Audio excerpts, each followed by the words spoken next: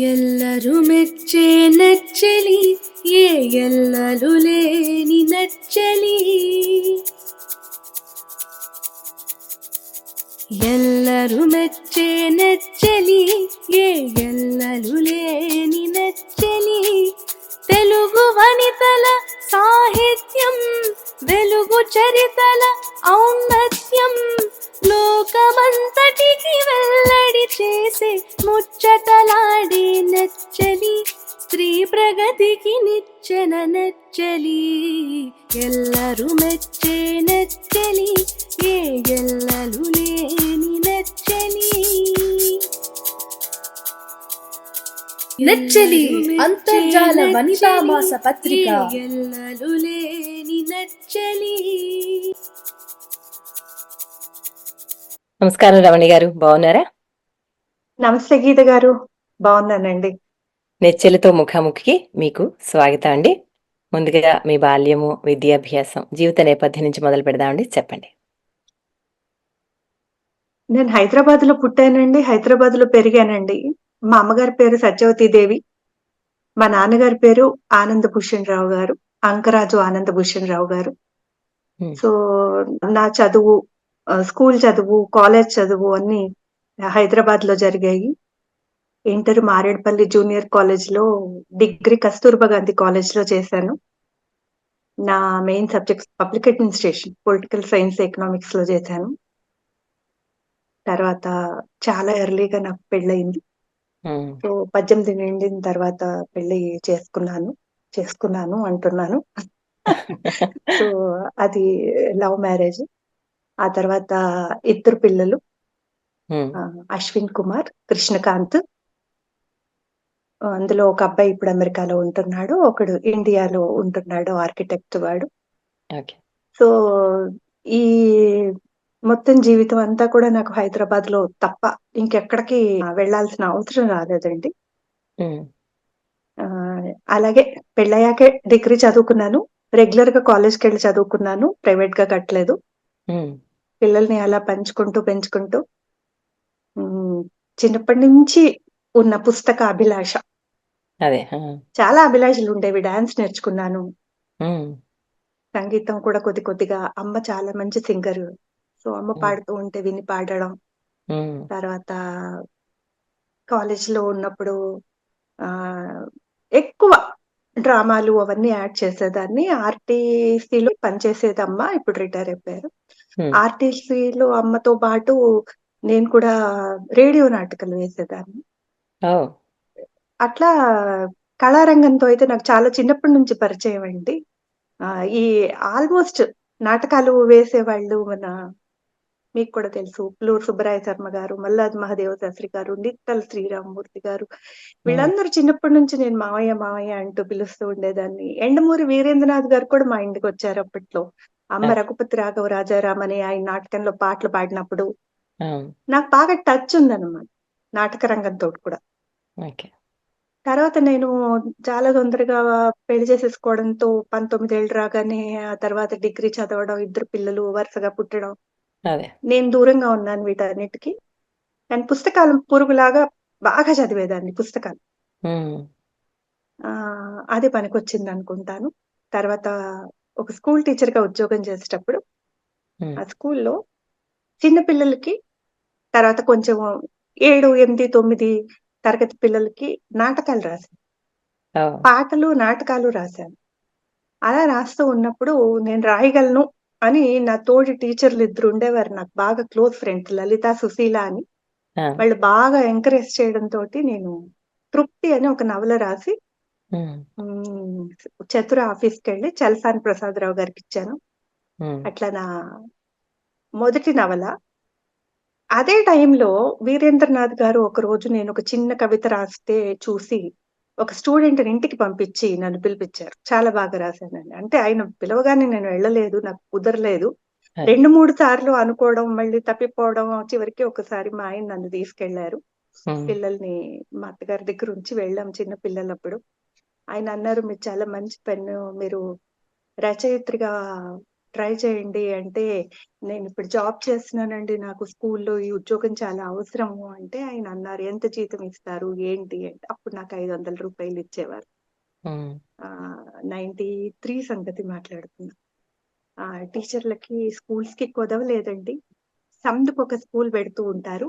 మీరు ఇక్కడికొచ్చి ట్రై చేయండి ఒక 2 ఏళ్ళు. సక్సెస్ కాకపోతే మళ్ళీ ఇంకో స్కూల్‌లో మీరు ట్రై చేద్దురు గానీ, మీకు ఆ జీతం పోకుండా నేను స్టైపెండ్ ఇస్తాను ఈ 2 సంవత్సరాలు. నా ఓహ్! దగ్గర తీసుకోండి అన్నారు. అలా నేను స్టైపెండ్ ఇస్తాను 2 ఏళ్ళు. టీచర్‌గా ఉద్యోగం మానేసి ధైర్యంగా రమ్మన్నారు. బట్ నేనట్లా తీసుకోవాల్సిన అవసరం నాకు దేవుడు కల్పించలేదు. నా మొదటి నవలకే సినిమా నిర్మాతలొచ్చి సీరియల్‌గా 'ఆంధ్రజ్యోతి'లో వస్తూ ఉంటే అడ్వాన్స్ ఇచ్చారు 'కె.ఎస్. రామారావు' గారు. అక్కడి నుంచి నేను వెనక్కి తిరిగి చూసుకోలేదు అనే చెప్పాలి. మా తాతగారి గురించి 'లీడర్' పుస్తకం రాసాను. ఆయన స్వాతంత్ర సమరయోధుడు. అది ఎమిస్కో వాళ్ళు పబ్లిష్ చేశారు. మొదటి నవల 93 డిసెంబర్‌లో 'చతురలో' వస్తే 'తృప్తి', హ్మ్. జనవరిలో 94 నా మొదటి నవల పబ్లిష్ అయిందనమాట. ఆహ్, అది 'తృప్తి' 'చతుర్‌లో'. ఓకే. అది నా ప్రస్థానం. బావుందండి. చాలా బావుంది. ఆ మొదటి నవల 'కె.ఎస్. రామారావు' గారు తీసుకున్నారు అని అన్నారు కదా! అది సినిమాగా వచ్చిందా? దురదృష్టవశాత్తు అది సినిమాగా రాలేదు. దానికంటే ముందు 'రేపల్లెలో రాధ' సినిమాగా వచ్చింది. ఓహ్! ఒకేసారి షూటింగ్స్‌కి వెళ్ళాయి గానీ, అది రాలేదు. కొంత వేరే వాళ్ళు తస్కరించి అది సినిమాగా తీశారు. హ్మ్. హ్మ్. బట్ 'రేపల్లెలో రాధ' నాది మొదట సినిమాగా వచ్చిన నవల. ఓకే. హ్మ్. బావుందండి. తర్వాత మరి మొదటి కథ ఎప్పుడు రాశారు? అప్పుడే నేను ఈ స్కూల్‌లో చేరకముందు, చేరిన తర్వాత నేను రాసాను కదా! 'తృప్తి' నవల చతురకి. అంతకుముందు నేనొక కథ రాసి పంపిస్తే దాని పేరు 'బివి రమణి' అనే పేరుతోటి పంపించి చాలా రోజులైంది. నేను మర్చిపోయాను కూడా. ఒకసారి మా అక్కొచ్చి నేను ఇంట్లో ఏదో కూర్చొని పిల్లలకి టిఫిన్ చేస్తున్నాను. పిల్లలు స్కూల్ నుంచొస్తారని. ఈరోజు విపులలో చాలా మంచి కథ చదివానే. చాలా మంచి సమస్య. ఒక అమ్మాయి తనకొచ్చిన ప్రెగ్నెన్సీని ఉంచుకుంటాను అంటుంది. పెళ్లి కాకుండా వచ్చిందని ఇంట్లో వాళ్ళందరూ ఎదిరిస్తే ఆ అమ్మాయి అంటుంది, "ఆ బిడ్డకి తెలీదు గదా! నాకు పెళ్లి కాలేదని. ఆ బిడ్డని చంపడం నాకిష్టం లేదని." అది చాలా మంచి పరిష్కారం కూడా చెప్పింది ఆ అమ్మాయి అని మొత్తం నా పాత్రలు చెప్తోంది. అయ్యో! ఈ కథ నేనే రాసానే ఎక్కడ పడింది?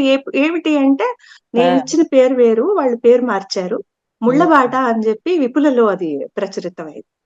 ఓకే. వెంటనే నేను చాలా సంతోషంగా విపుల తెప్పించుకొని చూసాను. అలా మొదటి కథ చాలా సర్ప్రైజ్ ఇచ్చింది నాకు. పబ్లిష్ అయినట్టు నాకు ఇంటికి ఉత్తరం గాని ఏం రాలే. నేను చదివి చాలా ఆనందపడ్డ తర్వాత నాకు రెమ్యూనరేషన్ వచ్చింది. రెమ్యూనరేషన్స్ విషయంలో చాలా ఖచ్చితం. విపుల, చతుర, అవును. స్వాతి ఈ అవునండి. మ్యాగజైన్‌లో. మరి అక్కడి నుంచి మొదటి కథా సంపుటి వరకు ఆ ప్రస్థానం ఏమిటండి? అక్కడి నుంచి నేనింక కథలు స్కూల్లో చేరిన తర్వాతే నాకు చాలా ఇంట్రెస్ట్ పుట్టింది. కథలు అలా పొడిగించాలని చెప్పి. నా హ్మ్. స్నేహితురాళ్ళ ప్రోద్బలంతోటి నేను వరుసగా కథలు రాస్తుండేదాన్ని. రచనలో ఎక్కువ పడ్డాయి. ఆ కథలు రచన సాయి గారికి చాలా నచ్చేవి. హ్మ్. ఆయన పబ్లిష్ చేస్తుండేవారు. తర్వాత ఇంక ఒకటని గాదండి 'ప్రభ', 'జ్యోతి' హ్మ్. 'ఆంధ్రభూమి' హ్మ్. అన్నిట్లో వరుసగా నా సీరియల్సొచ్చాయి. ఆ! ఆహ్, మొదట ఒకటి స్టార్ట్ అవ్వంగానే 'మొగుడ రెండో ప్రియుడు' 'ఆంధ్రజ్యోతి'లో అది చలం శతదినోత్సవాల సందర్భంగా రాసిన నవలనమాట. హ్మ్. ఆ నవలకి ఇన్‌స్పిరేషన్ 'దైవమిచ్చిన భర్త.' హ్మ్. సో, ఆ నవల పబ్లిష్ అవుతూ ఉండంగానే 'కె.ఎస్. రామారావు' గారొచ్చి డబ్బులియ్యడం, అడ్వాన్స్ ఇవ్వడం. ఆ హ్మ్. తర్వాత 'ఓల్గా' గారు మాకు అందరికీ ఉత్తరాలు రాయడం, ఇట్లా ఈటీవీ పెడుతున్నాము అని చెప్పి. ఆ! నేను నాకు తెలియకుండానే అట్లా టీవీ మీడియా వైపు వెళ్ళిపోయానండి. సో, నవలలు, కథలు పక్కన రాస్తూ ఉండగానే నేను మీడియా వైపు వెళ్ళిపోయాను. టీవీ ఈటీవీ పుట్టినప్పటి నుంచి మేము అందులోనే చిట్టి చిట్కాల దగ్గర నుంచి ఎన్నో అసలు వంటల ప్రోగ్రామ్స్‌కి వెనకాల ఆ! స్క్రిప్ట్స్ రాయడం, ఆ తర్వాత ఇంకా రెగ్యులర్ సీరియల్స్ వచ్చేసాయి. 'పద్మవ్యూహం', 'అగ్నిసాక్షి', 'అనూహ్య'. నా నవల 'అనూహ్య' అది. కథ, ఓకే. మాటలు, స్క్రీన్ ప్లే అన్నీ నేను చేశాననమాట. హ్మ్. అట్లా అన్నీ నేనే చేస్తూ ఉండేదాన్ని నా నావెల్స్‌కి. హ్మ్. ఇలా స్టార్ట్ అయిపోయిందనమాట. మీడియాలోకి నాకు తెలియకుండానే నేను వచ్చేసాను. హ్మ్. అంటే ఈటీవీలో మీరు ఫుల్ టైమ్ స్క్రిప్ట్ రైటర్‌గా పనిచేసారా అండి? అట్లా ఉద్యోగాలు ఎప్పుడు చేయలేదండి. నేను ఫ్రీలాన్సర్. I see. ఎక్కడైనా సరే నాకు రైట్స్ కొనుక్కునేవాళ్ళు. హ్మ్. సినిమాలు తీసేటప్పుడు రామానాయుడు గారు కూడా. హ్మ్. ఫస్ట్ ప్రొడ్యూసర్ వచ్చేసి మన హీరో బాలకృష్ణ గారు, వాళ్ళ తోడల్లుడు ఎంఆర్‌వి ప్రసాద్ గారు. 'రేపల్లెలో రాజు' తీసి. హ్మ్. నేను కండిషన్ పెట్టేదాన్ని. మీరెంత రెమ్యూనరేషన్ ఇస్తారని కాదు. నన్ను అన్ని విభాగాల్లో పని చేయనివ్వాలి. బావుంది. ఆడవాళ్ళు రైట్స్ అమ్మేసి రచయిత్రులు, ఆ తర్వాత ప్రివ్యూకి పిలిస్తే చూడడం కాదు. మధ్యలో మీరేం చేస్తున్నారు నా నవలని? ఆ సిట్టింగ్స్‌లో నేను పార్టిసిపేట్ చేయాలి. ఎడిటింగ్‌లో నేనుండాలి. హ్మ్. నాకు పూర్తిగా తెలియాలి. నా బావుంది. నవలని మీరేం చేస్తున్నారో. హ్మ్. ప్లస్ నేను నేర్చుకోవాలి. నాకు మొదటి నుంచి స్క్రీన్ ప్లే చాలా ఇంట్రెస్ట్ అన్నమాట. ఆ! నవల రాసేటప్పుడే నా కథలు కానీ, సినిమాలు కానీ, నవలలు కానీ పెద్ద మార్పులు చేయక్కర్లేదు స్క్రీన్ ప్లే కోసం. ఒక దృశ్యం చూస్తున్నట్టుగా ఉంటాయి. అది నాకు నేర్పించిన గురువు 'యండమూరి వీరేంద్రనాథ్' గారు. హ్మ్. నేను ఆయన టీవీ సీరియల్స్ 'వెన్నెల్లో ఆడపిల్లకి', 'అంతర్ముఖం' హ్మ్. తర్వాత లేడీస్ హాస్టల్ కూడా మేము వర్క్ చేసాం. అవ్వలేదు గానీ అది. వీటన్నింటికి నేను స్క్రిప్ట్స్ రాశాను. డైలాగ్స్ అన్నీ నేనే రాస్తాను. అవును. 'అంతర్ముఖంకి' మాత్రం మన 'సంతోషం' తీసిన డైరెక్టర్ దశరథ్, నేను కలిపి రాసాం. ఓకే. మిగతా అన్నింటికి నేను రాసేదాన్ని. ఆయనకి చాలా నచ్చేది. ఆయన చాలా ఎంకరేజ్ చేశారు. సో, స్క్రీన్ ప్లే గూడా మాకు సైడ్ బై సైడ్ అన్నమాట. నవల రాసేటప్పుడు. ఓకే. ఒక స్క్రీన్ ప్లేకి ఏమేం కావాలి. హ్మ్. ఇప్పుడు కూడా నేను స్క్రీన్ ప్లే క్లాసెసే ఎక్కువ చెప్తూ ఉంటాను. హ్మ్. రాసేటప్పుడే స్క్రీన్ ప్లే దృష్టిలో పెట్టుకొని రాయాలి. అవును. డైలాగ్ రాయాలి. అటు పక్కన యాక్షన్ రాయాలి. వాళ్ళేం చేస్తున్నారు రాయాలి. ఏ సమయంలో చెప్పాలి ఒక డైలాగు. అక్కడ ఏముండాలి ప్రాపర్టీస్ ఆ సీన్‌లో. హ్మ్. వాళ్ళ మూడ్ ఎలా ఉంది. దాన్ని బట్టి వస్త్రధారణ ఎలా ఉండాలి. ఇవి అన్నీ ఆ!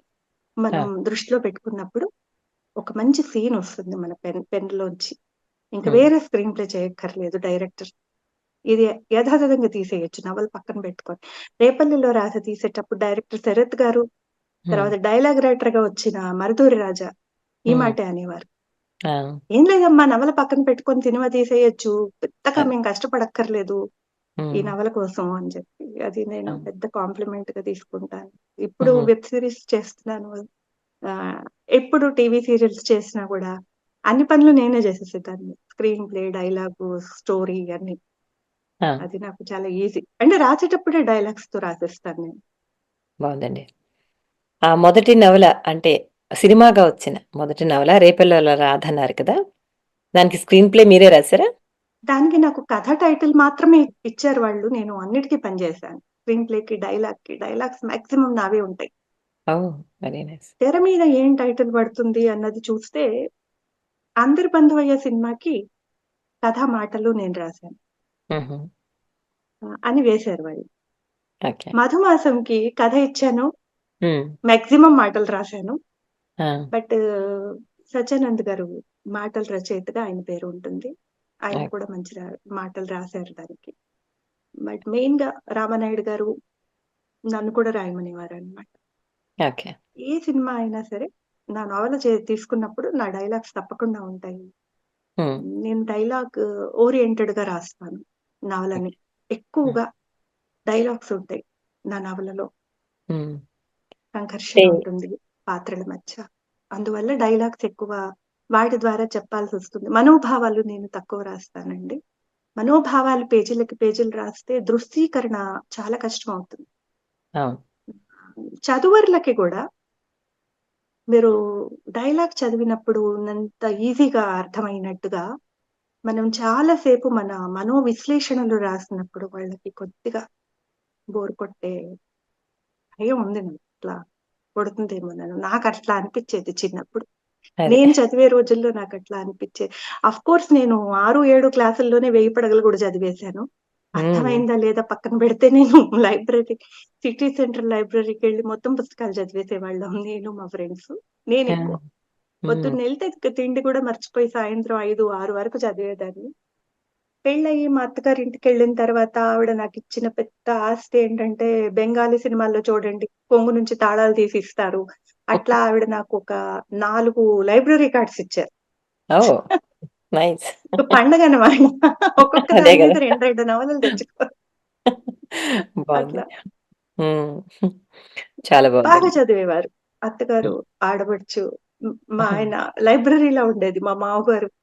అది. అందరూ నిశ్శబ్దంగా పుస్తకం తీసుకొని ఆ! ఒక లైబ్రరీలోకెళ్ళిన అనుభూతి కలిగేది ఎవరైనా ఇంటికొస్తే. అంత ఎక్కువ చదివేవాళ్ళం. అది కూడా ఒక బాగుంది. కారణం అయి ఉంటుంది. పుట్టింట్లో అమ్మమ్మ నా చేత చదివించుకునేవారు. అప్పుడే నేను 8, 9 తరగతుల్లో ఉన్నప్పుడే మొత్తం 'శరత్చంద్ర చటర్జీ' నవలలన్నీ అమ్మమ్మకి చదివి వినిపించడంతో నాకు క్యారెక్టరైజేషన్ మీద పట్టొచ్చింది. హ్మ్. క్యారెక్టర్స్ ఎలా బిల్డప్ చేయాలి? ఎలా ఎస్టాబ్లిష్ చేయాలి? ఒక చిన్న సీన్‌లో ఒక చిన్న చర్య ద్వారా ఓహ్! హ్మ్. ఆ అమ్మాయి క్యారెక్టర్ ఇది. అంటే ఇప్పుడు 'అవునంటే కాదంట' అనే ఒక నవల నేను రాస్తూ ఉన్నప్పుడు ఆ! ఇంటికి ఫస్ట్ టైమ్ మీ అమ్మాయిని నాకిచ్చి పెళ్లి చేయండి అని మామగారిని అడగడానికొచ్చిన అబ్బాయి ఒక మేక ఇలా పైకొచ్చిన స్టూల్ చూసి, "ఒక్క నిమిషం అండి" అని అటు ఇటు చూసి ఒక సుత్తి తీసుకొని ఆ మేకని ముందు అణగ కొడతాడు. అప్పుడు ఆ కుర్చీలో కూర్చుంటాడు. మామగారంటారు, "మా హ్మ్. అమ్మాయికి నువ్వు తగ్గ మొగుడివయ్యా." బావుంది. ఆ సీన్ కనబడుతోంది నాకలాగా. బావుంది. అట్లా హ్మ్. క్యారెక్టరైజేషన్ డైలాగ్ తోటి మనం చెప్పదలుచుకున్నది ఎంతో మ్యాటర్ సింపుల్‌గా కన్వే చేయొచ్చు. అంటే అదంత మొండిది, అది నీకు గుచ్చుకుంటుంది. దాన్ని నువ్వైతేనే కరెక్ట్‌గా కంట్రోల్ చేస్తావు అన్నట్టుగా మామగారు ఒక సూచన ఇచ్చేసారన్నమాట. బావుంది. మీ నవలని లేదా సీరియల్‌ని ఒక టెలి ప్లే గానో, లేకపోతే ఒక టెలి సీరియల్ గానో, సినిమా గానో తీసేటప్పుడు కథలో కొన్ని మార్పులు, చేర్పులు చేయాల్సొస్తూ ఉంటాయి కదండీ అక్కడక్కడ. అలా చేసేటప్పుడు నవలకుండేటువంటి ఆత్మ అలాగే ఉంటుందా? లేదా చెదిరిపోతూ ఉంటుందా? లేదా తిరగ రాయాల్సొచ్చినప్పుడు మీకేమైనా బాధ కలుగుతూ ఉంటుందా? అంటే అసలు మీరనుకున్న ఉద్దేశ్యం వేరేగా ఉంటుంది. ఒక్కొక్కసారి మొత్తం మారిపోయి మరొక ఉద్దేశ్యానికి వెళ్ళిపోతుంది. అలాంటప్పుడు దాన్ని ఎలా అధిగమించాలి? తెలుసో తెలియకో ఒక కండిషన్ పెట్టా మొదటి నుంచి ప్రొడ్యూసర్స్‌కి. నన్ను అన్ని విభాగాల్లో పనిచేయనివ్వాలి. సిట్టింగ్స్‌లో నేను పార్టిసిపేట్ చేస్తాను. హ్మ్. నాకు తెలియకుండా ఎటువంటి మార్పులు చేయకూడదు అని. ఓకే. చివరిదాకా దాని మీదే ఉన్నా. అవకాశాలు వెనక్కి పోవచ్చు. హ్మ్. కొన్నిసార్లు వాళ్ళు ఒప్పుకోకపోవచ్చు, ఒప్పుకోవచ్చు. బట్ నేను మాత్రం నా మాట మీదే ఉన్నానండి. మధుమాసంలో చిన్న చిన్న చేంజెస్ ఏమన్నా చేయాల్సొచ్చినా నన్ను సెట్‌కి పిలిచేవారు రామానాయుడు గారు. నేను సరే అంటేనే అది ముందుకెళ్ళేది. 'రేపల్లెలో రాజులో' శరత్ గారితో పాటు నేను కూడా సెట్‌లో ఉన్నాను. హ్మ్. ఇక్కడోకటి చెప్పుకోవాలి. నేను 'అనూహ్య' టీవీ సీరియల్‌కి ఈటీవీకి అమ్మినప్పుడు శరత్ గారికి 'రేపల్లెలో రాధ' రైట్స్ మన బాలకృష్ణ గారి తోడల్లుడు ఎంఆర్‌వి ప్రసాద్ గారికి అమ్మినప్పుడు నాకు స్పైనల్ కార్డ్ సర్జరీ అయి నేను బెడ్‌లో ఉన్నా. అయ్యో! హ్మ్. ఆహ్, చాలా మేజర్ సర్జరీ అసలు లెఫ్ట్ లెగ్ పూర్తిగా పారలైజ్ అయిపోయింది నాకు. అయ్యో! హ్మ్. ఆపరేషన్ చేసి దాన్ని సరిచేశారు. వస్తుందా కాలు రాదా అని కూడా తెలియని పరిస్థితుల్లో వాళ్ళ ఇంటికొచ్చి రైట్స్ అమ్మినప్పుడు నేను ఈ హ్మ్. కండిషన్ పెట్టాను. నేను కూడా వచ్చి పార్టిసిపేట్ చేస్తాను. మొత్తం షూటింగ్ అప్పుడు నేను ఉంటానని. వాళ్ళు హ్మ్. చాలా ఎలా మీరు బెడ్‌లో ఉన్నారు కదా! అని అడిగారు. ఇంటికొచ్చి కో డైరెక్టర్, ప్రొడ్యూసర్ గారు. "మీరు హ్మ్. పనివ్వండి. ఆ స్ఫూర్తితోటి నేను లేస్తాను" అని చెప్పా. సో, బావుంది. వాళ్ళు పని ఇచ్చారు. మా అమ్మని తీసుకొని, నేను మా అబ్బాయిని తీసుకొని 'రేపల్లెలో రాధ' షూటింగ్‌కి 3 నెలల లోపల ఎళ్ళాను. హ్మ్. నడుముకి బెల్ట్ పెట్టుకొని హ్మ్. ఆహ్, వర్క్ చేశాను. 'రేపల్లెలో రాధ', హ్మ్. గుమ్మడి గారు, సత్యనారాయణ గారు, సుజాత గారు, సుధా గారు, చలపతిరావు గారు, బ్రహ్మానందం గారు, ఇంకా అసలు కమెడియన్స్ అయితే సుధాకర్ గారు, ఏవిఎస్ గారు, అసలు అనంత్ గారు వీళ్ళున్నారు, వీళ్ళు లేరని లేరు. ఝాన్సీ గారు అందరూ. అండ్ నాకు చాలా పెద్ద ఎడ్యుకేషన్. ఆ షూటింగ్‌లో నేను పార్టిసిపేట్ చేయడం అనేది. రమాప్రభ గారు, గుమ్మడి గారు యాక్ట్ చేయడం. అదే చివరి సినిమా. ఆయన డబ్బింగ్ కూడా సొంతంగా చెప్పుకున్నారు. ఆ!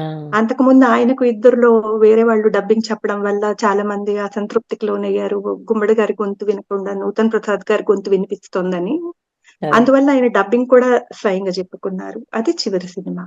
తర్వాత ఆయన యాక్ట్ చేయలేదు. అదే. నాకెంత ఆనందంగా ఉండేదంటే చిన్నప్పటి నుంచి మనం అందరం ఊహ రానప్పటి నుంచి వాళ్ళని తెర మీద చూసి మహానుభావులు సత్యనారాయణ గారు, గుమ్మడి గారు వాళ్ళతో కలిసి వాళ్ళు "అమ్మా! నీకు అసలే ఆపరేషన్ అయిందమ్మా. నువ్వు ఇక్కడ కూర్చో, నువ్వు ఇక్కడ పడుకో" అని చెప్పి నాకు తిండి పెట్టి, గుమ్మడి గారికి నాకు చాలా స్పెషల్‌గా ఒక బెడ్ కూడా యేసేవారనమాట. అక్కడే పల్లెటూరులో ఒక పెద్ద మండువా లోగిళ్ళ ఇంట్లో జరిగేది షూటింగ్. హ్మ్. ఎంత బాగా చూసుకునేవారో అన్నమాట వాళ్ళు. ఆ! అమ్మేమో తన పుట్టిన ఊళ్ళు ద్రాక్షారం, కోటిపల్లి రామచంద్రపురం అవన్నీ తిరుగుతూ ఉండేది. రోజు వెళ్లి. ఇన్నాళ్ళకి నేను ఇటువైపొచ్చానే నీ వల్ల అని చెప్పి. సో, హ్మ్. రేపల్లెలో రాధ ఒక అద్భుతమైన, అనిర్వచనీయమైన అనుభూతి ఇచ్చింది నాకు. హ్మ్. శరత్ గారు అంత బాగా చూసుకునేవారు. డైరెక్టరు, నిర్మాత ఎంఆర్‌వి ప్రసాద్ గారు కూడా. హ్మ్. అదృష్టం అనుకోండి, సినిమా అవును. ఫీల్డ్‌లో నాకెప్పుడు ఆహ్, మంచి వాళ్ళు దొరికారు. అందరూ మంచి వ్యక్తులే నాకు పరిచయమయ్యారు. హ్మ్. చాలా బావుందండి. మరి ఇలా అట్లాంటి అంటే అనుభూతి. బిజీగా ఒక పక్కన రాసుకుంటూ, మరో పక్కన షూటింగ్స్‌కి అటెండ్ అవుతూ, ఇటువైపు కుటుంబ బాధ్యతలు ఎక్కడ తగ్గిపోకుండా చూసుకుంటూ ఎలా మేనేజ్ చేశారండి? మా పిల్లలు చిన్నప్పుడు అమ్మమ్మ నా దగ్గర ఉండేదండి. నేను స్కూల్‌లో టీచర్‌గా పనిచేసేటప్పుడు కూడా అమ్మమ్మ చూసేది పిల్లల్ని. తర్వాత పిల్లలు నన్ను చూసుకోవడం మొదలుపెట్టారు. కొంచెం పెద్దయ్యాక. అమ్మకి డిస్టర్బెన్స్ అవ్వకూడదు. అమ్మకిట్లా కావాలి, అమ్మకట్లా. ఇద్దరు మగ పిల్లలే. అదే. వాళ్ళిద్దరూ ఇక్కడే అమెరికాలో మాస్టర్స్ చేశారు. వాళ్ళు చాలా చిన్నప్పటి నుంచి కొంచెం ఎక్కువ పెద్ద మనిషి తరహాగా ఉండటం, నన్ను ఎక్కువ సతాయించకపోవటం. చిన్నవాడు కొంచెం అల్లరి చేసేవాడు గానీ, పెద్దవాడు చాలా బాధ్యతగా ఉండటం. సో, వంట కూడా చేసేవారు. ఇద్దరు పిల్లలు చక్కగా అన్నీ వచ్చు వాళ్ళకి. మా వారు మాత్రం ఉద్యోగరీత్యా జహీరాబాద్‌లో ఉండేవారు. మహీంద్రా అండ్ మహీంద్రాలో ఉద్యోగం చేసేవారు ఆయన. సాప్ ఐటీ వైపు ఐ సీ. మేనేజర్‌గా. సో, ఆయన శనాదివారాలు వచ్చేవారు. నేను జోక్‌గా చెప్తూ ఉంటాను. మీ ఆయన సహకారం ఎంతుంది అంటే, చాలా ఉందండి. వీకంతా ఉండేవారు కాదని. ఒక బావుంది. రకంగా అంతే గదా! అదే. బోలెడు స్వేచ్ఛ. అదే కదా! బావుంది. బావుందండి. తర్వాత మళ్ళా కథల దగ్గరికొద్దాం. పత్రికల్లో కథలు రాసి మొదటి కథా సంపుటిని తీసుకొచ్చారు కదా! ఆ మొదటి కథా సంపుటి పేరేమిటండి? ఎప్పుడు తీసుకొచ్చారు? రమణి కథలండి. ఓకే. ఎంఎస్‌కో వాళ్ళు నా మొదట లీడర్ బుక్. మా తాతగారు ఫ్రీడమ్ ఫైటరు.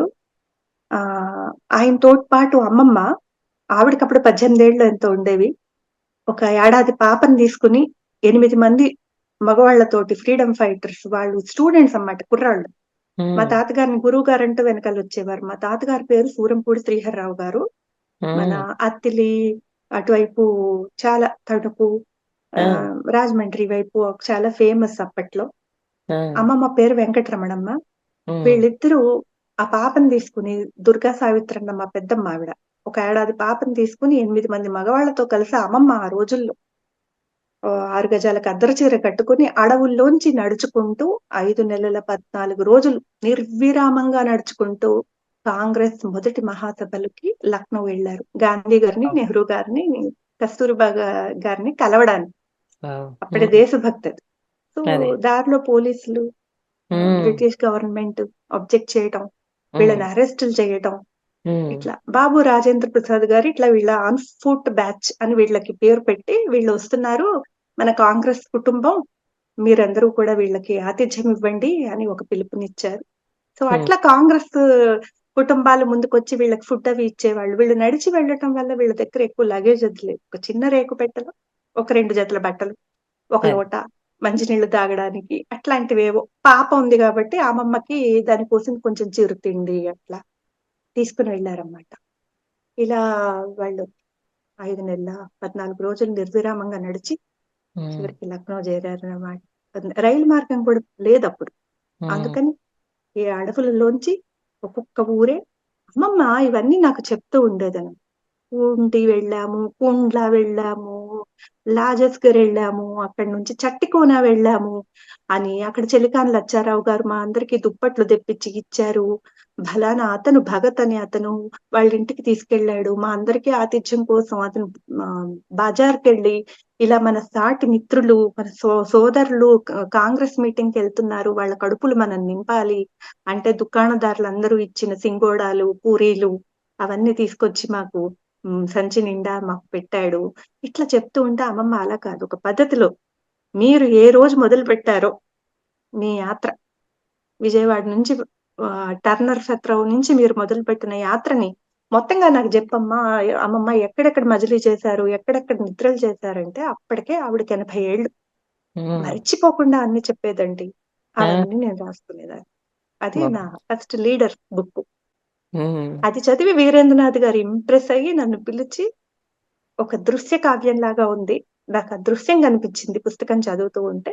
మీరు నవలలు రాయగలరు అని ఫస్ట్ టైమ్ నేను రాయగలను అని నాకు చెప్పారు. హ్మ్. బావుంది. దాదాపుగా ఎన్ని కథలు రాసుంటారు? 300 పైన రాశానండి. కొన్ని పోగొట్టుకున్నాను. నా దగ్గర లేవు కాపీసు.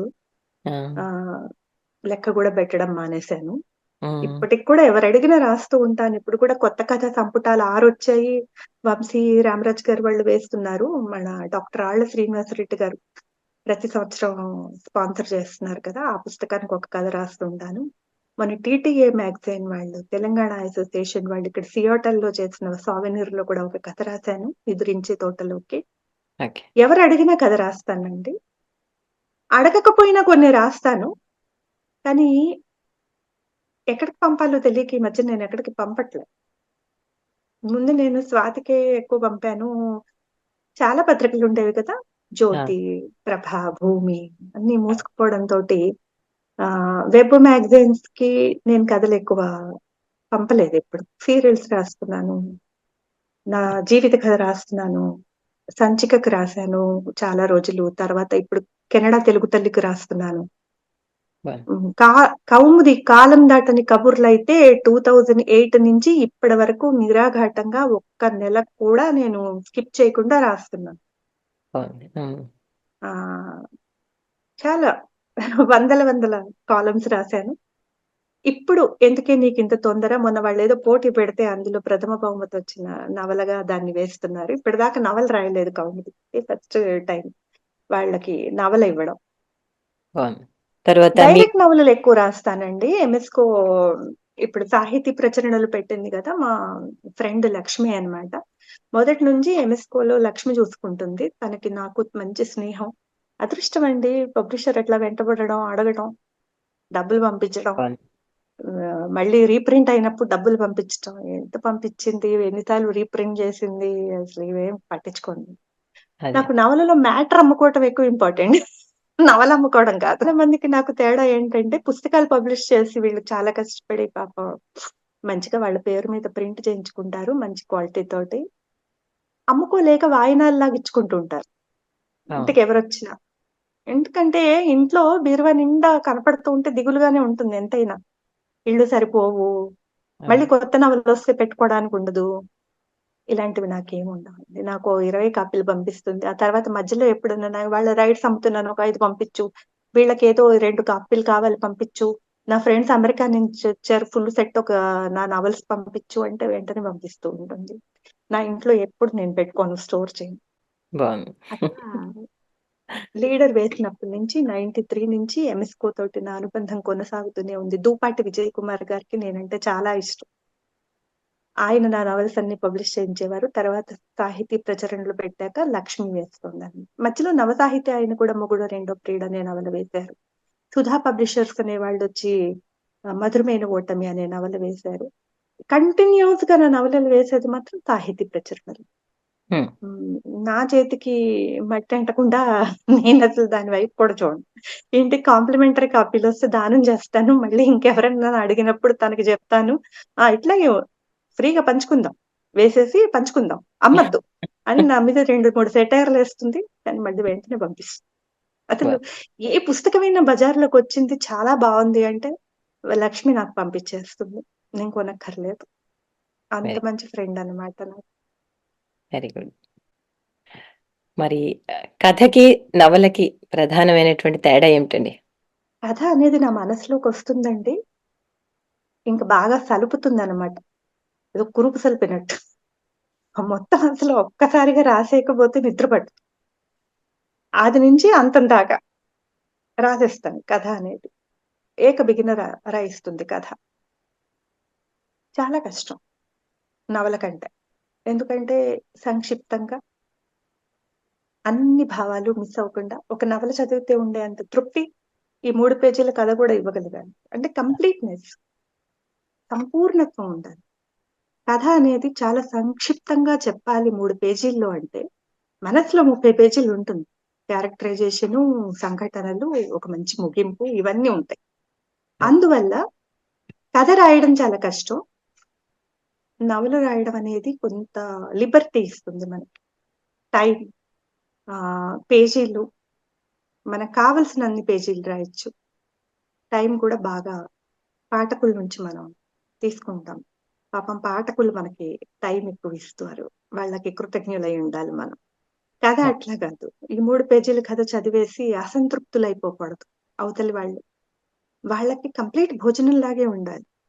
వాళ్ళకేదో రుచి చూపించి వదిలేసినట్టు కాకుండా ఆళ్ళ కంప్లీట్‌గా కడుపు నింపాలి కథతోటి.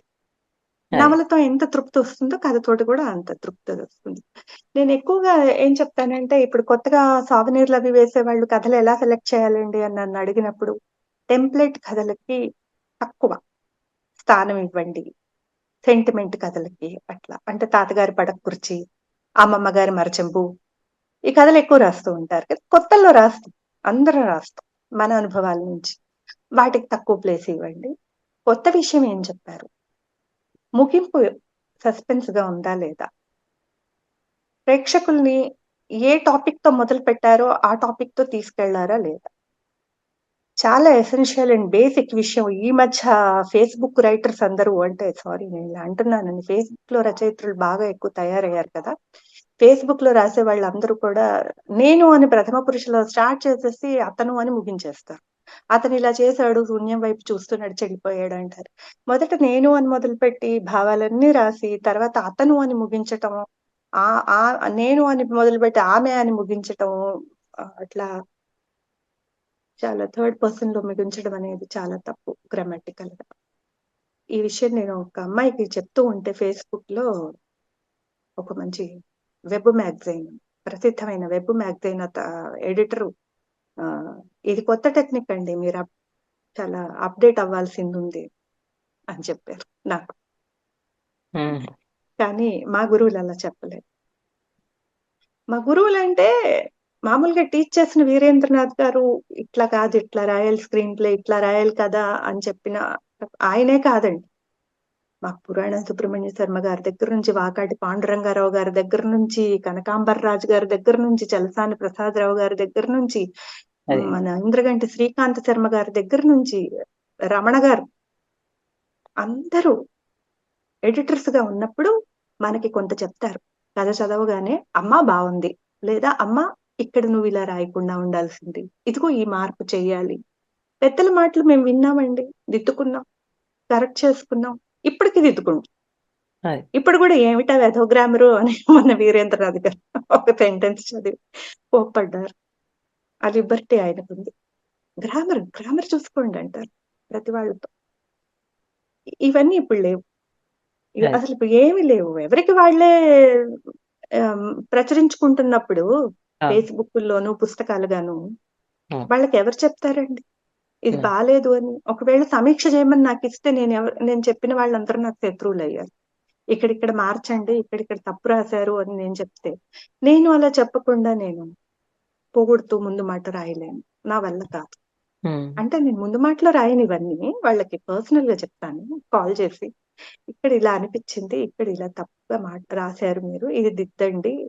ఈ కరెక్షన్స్ చేయండి అంటే, ఇంకోళ్ళని చూసుకున్నారు ముందు మాట రాయడానికి. అంటే నవల రాసేటప్పుడు ఏకబిగిన ఒక్క రోజులో మనం రాయలేము కదా! నవల ఎప్పుడు కూడా కొన్ని రోజుల పాటు కొనసాగుతుంది. ఆ!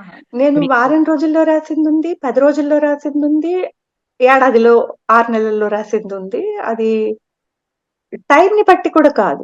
మనసులో వచ్చే భావాలని బట్టి ఒక్కసారి ఆగిపోతుంది.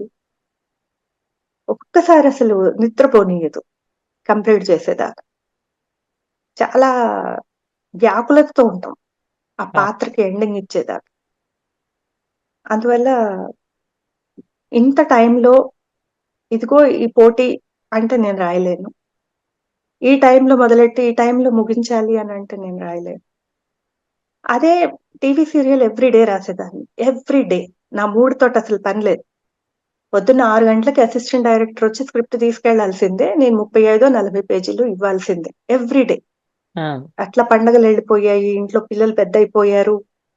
ఒక 2000 నుంచి 2018 వరకు నేను టీవీ సీరియల్స్‌లో చాలా బిజీగా ఉన్నాను. ఈటీవీ, మా టీవీ అన్నీ.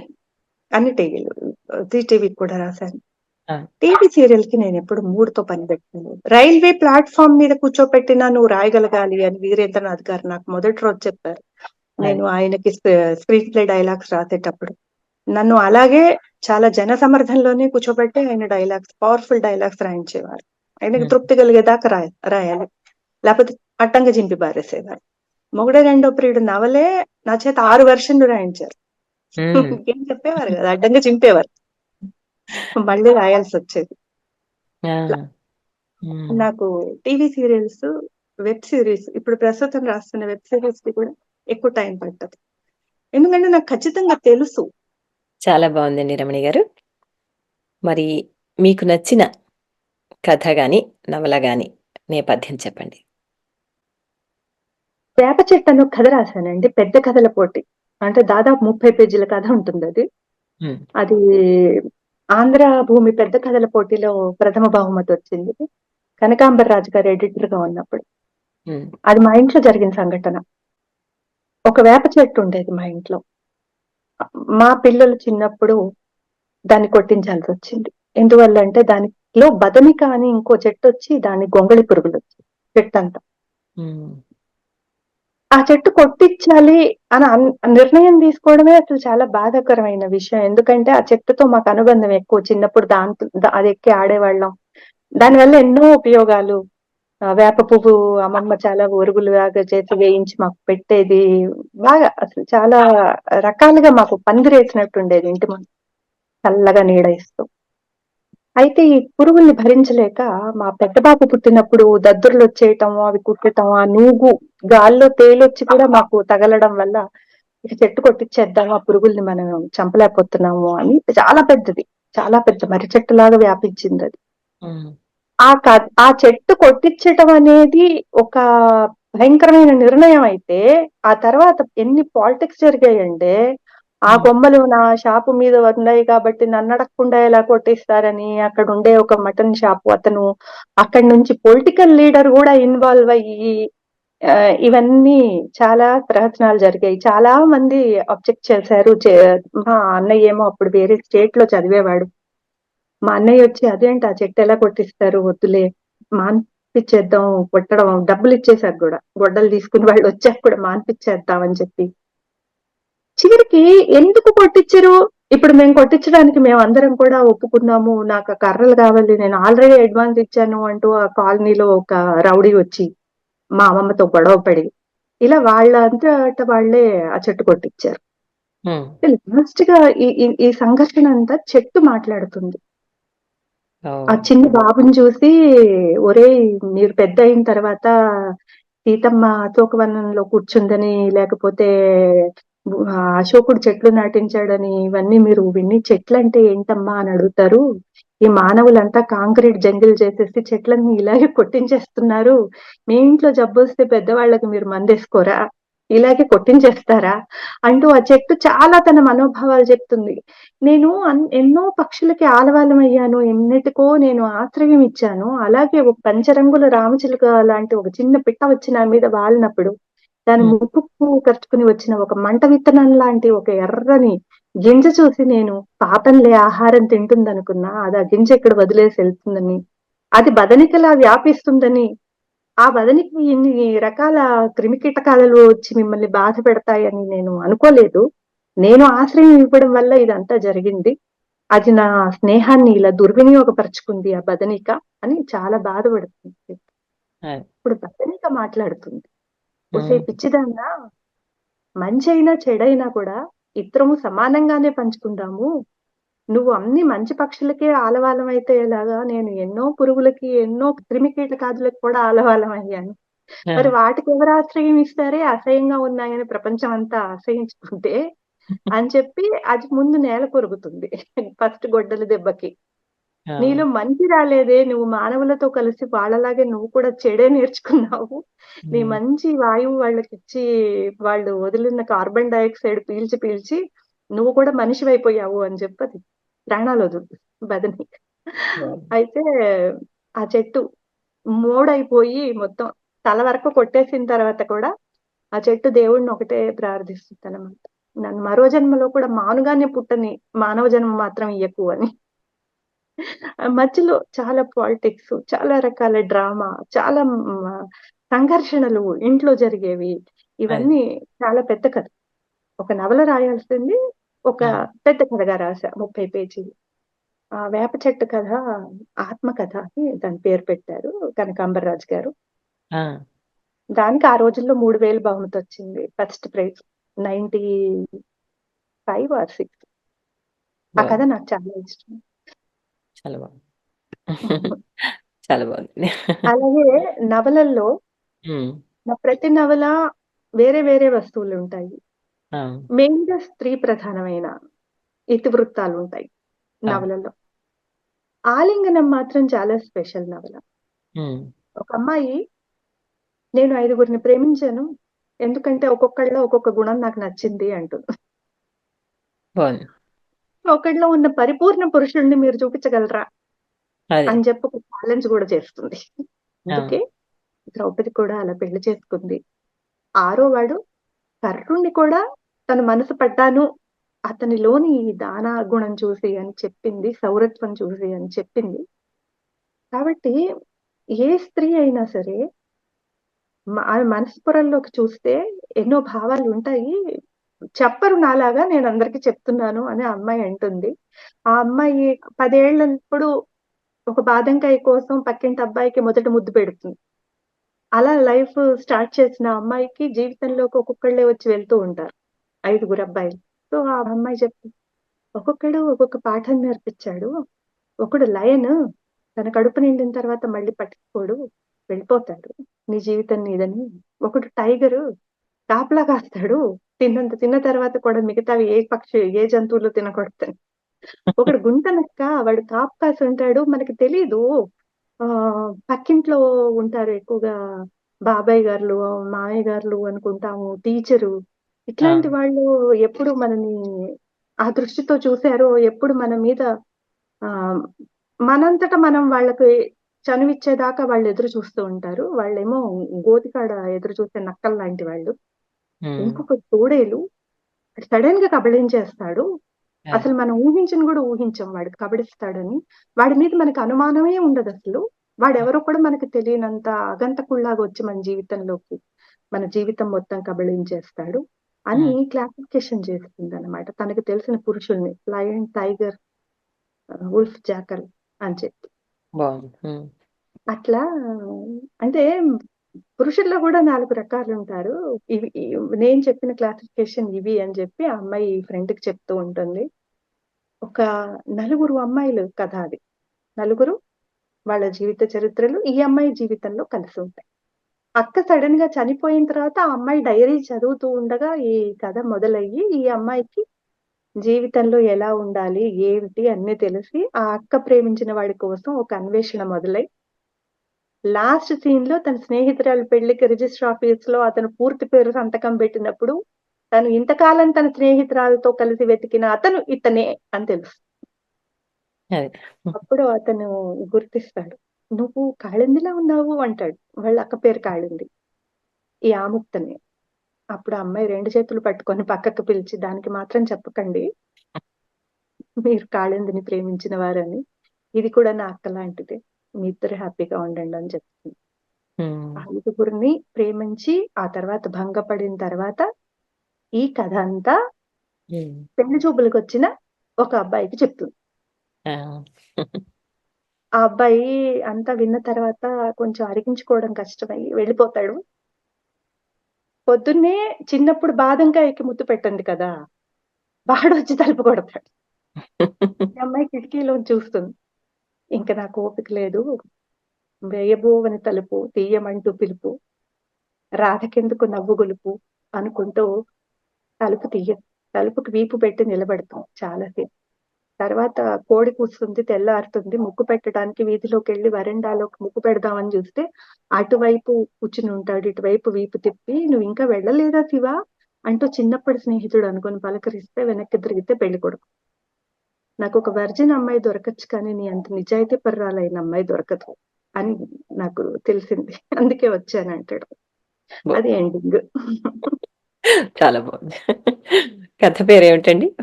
ఆలింగనం. ఆలింగనం. ఆహా వాళ్ళు రైట్స్ కొన్నారు మొన్న. బాగుంది. కష్టం అండి. స్క్రీన్ ప్లే కష్టం. అవును. తీయడం అంతకంటే కష్టం. తీయడం చాలా కష్టం. చాలా బాగుంది. కథ చాలా బాగుంది. ఆ! Thank you. మీకు సీరియలైజ్ చేశాక బాగా నచ్చినటువంటి మీ కథ ఏమిటి? అలాగే దానికి అనుబంధంగా ఇంకో ప్రశ్న కూడా అడుగుతాను. ఇటీవల వచ్చినటువంటి 'కుమారి శ్రీమతి' ఆ సీరియల్ గురించి కూడా చెప్పండి. నాకు థ్యాంక్ యూ. చాలా నచ్చింది. నేను ఇటీవల చూసినటువంటి సీరియల్ చాలా బావుంది. దాని గురించి కూడా కొన్ని వివరాలు చెప్పండి. సీరియల్స్ నా నవలలు ఎప్పుడైతే ఈటీవీ వాళ్ళు తీశారో 'అనూహ్య', 'అగ్నిసాక్షి' ఇవన్నీ నాకు బాగానే ఆ రోజుల్లో తృప్తినిచ్చేవండి. ఏంటంటే ఒక డైలాగ్ గాని, ఒక సీన్ గాని సరిగ్గా లేకపోతే పొద్దున్నే రామోజీరావు గారి ఇంటి నుంచి వాళ్ళ ఆవిడ కానీ, పెద్ద కోడలు కానీ, విజయ్ గారు, సుమన్ గారి వైఫ్ కానీ, లేదా సుమన్ గారు గాని ఫోను చేసేవారు. అక్కడ ఆ డైలాగ్ తొలగించాలండి. ఆ హ్మ్. క్యారెక్టరైజేషన్‌కి దెబ్బ. అలాంటి డైలాగ్. అందులో అది, ఇది అన్నారండి. స్త్రీని అలా అనకూడదండి. ఎంత కేర్ తీసుకునేవాళ్ళండి. నా ఇనీషియల్ డేస్‌లో నేను చేసిన సినిమాలు గాని, ఈ సీరియల్స్ కానీ ఇవన్నీ ఆహ్, అంత పకడ్బందీగా అన్ని వైపుల నుంచి ఆలోచించి తప్పు దొర్లకూడదని తీసిన మాకు, ఇప్పుడు పని చేయాలంటే చాలా కష్టం. హ్మ్. ఇప్పుడు తృప్తి దొరకట్లేదసలు. ఆహ్, నాకు 'అనూహ్య' నా నవల. అది ఈటీవీ సీరియల్ చేసాము. గిరిధర్ గారని ఆ డైరెక్టర్ గారు అప్పుడు నేను బెడ్ మీదున్నప్పుడే స్పైనల్ హ్మ్. కార్డ్ సర్జరీ అయ్యి ఆయన ఈటీవీ జనరల్ మేనేజర్ గారు కేవీఎస్ఆర్‌కే ప్రసాద్ గారని ఆయన్ని తీసుకొని మా ఇంటికొచ్చారు. వాళ్ళు కూడా ఇదే అడిగారు. "ఏంటమ్మా డైలాగ్స్ రాస్తానంటున్నావు నువ్వేమో బెడ్ మీదున్నావని." "మీరు పనివ్వండి. నేను లేచొస్తాను" అని చెప్పాను వాళ్ళకి గూడా. సో, ఇవి 2 సైమల్టేనియస్‌గా అయ్యాయి. 'రేపల్లెలో రాజు' సినిమా, 'అనూహ్య' టీవీ సీరియల్. హ్మ్. హీరోయిన్‌గా శిల్పా చక్రవర్తిని ఇంట్రొడ్యూస్ చేసాము. హీరో అప్పుడు సమీర్. చిన్న పిల్లలు వాళ్ళప్పుడు. అందులో 'అనూహ్యలో' కూడా నన్ను గుర్తించట్లేదు, నాకు గౌరవం ఇవ్వట్లేదు, అసలు నన్ను పట్టించుకోవట్లేదు అని భర్తతోటి పోట్లాడుతూ ఉంటే, నిన్ను ఏమని గుర్తించమంటావు? నిన్ను ఏమని పట్టించుకోమంటావు? నేను ఇది, నా వ్యక్తిత్వం ఇది అని తెలిసేలాంటి పని నువ్వెప్పుడైనా చేశావా జీవితంలో? అని అడుగుతాడు.